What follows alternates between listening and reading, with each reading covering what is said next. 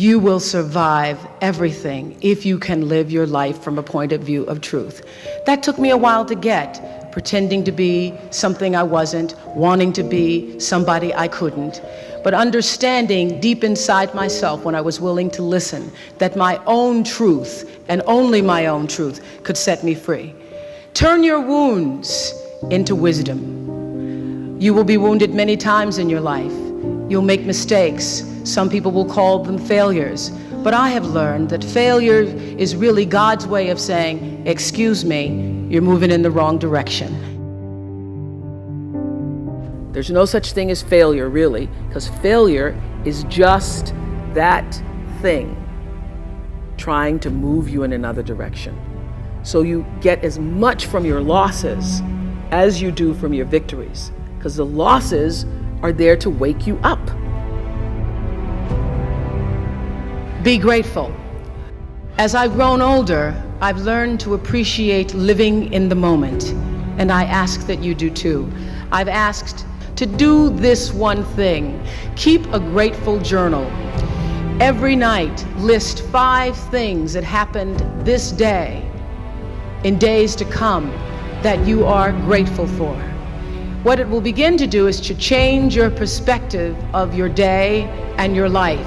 I believe that if you can learn to focus on what you have, you will always see that the universe is abundant and you will have more. If you concentrate and focus in your life on what you don't have, you will never have enough. Be grateful. Create the highest, grandest vision possible for your life, because you become what you believe.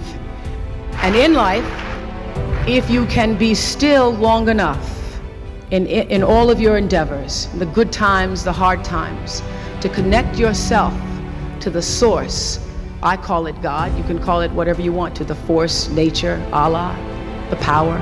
If you can connect yourself to the source and allow the energy that is your personality, your life force, to be connected to the greater force, anything is possible for you. I am proof of that. I think that my life, the fact that I was born where I was born, and the time that I was, and have been able to do what I've done, speaks to the possibility, not that I am special, but that it could be done.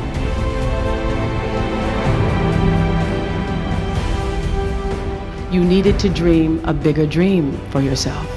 Hold the highest vision possible for your life, and it can come true.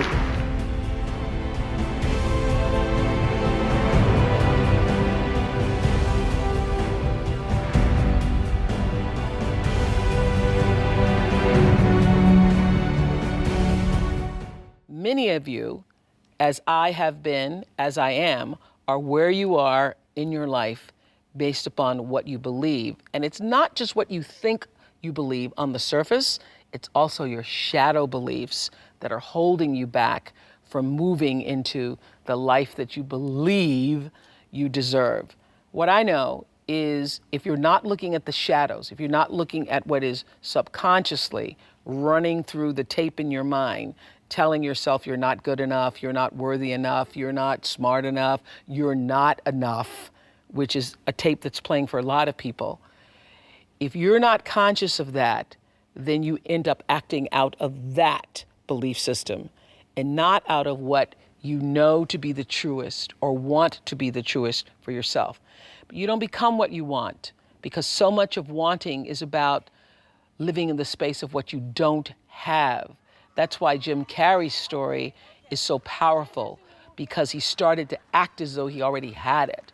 He would go up to Mulholland Drive, he would drive away thinking, I already have those things, I just haven't accessed them as yet.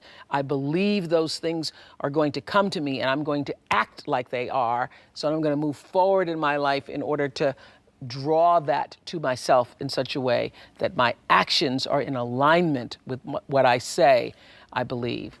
So if you start to think about that, really, why are you where you are in your life? The choices that you have made have been because of what you believe to be true for yourself.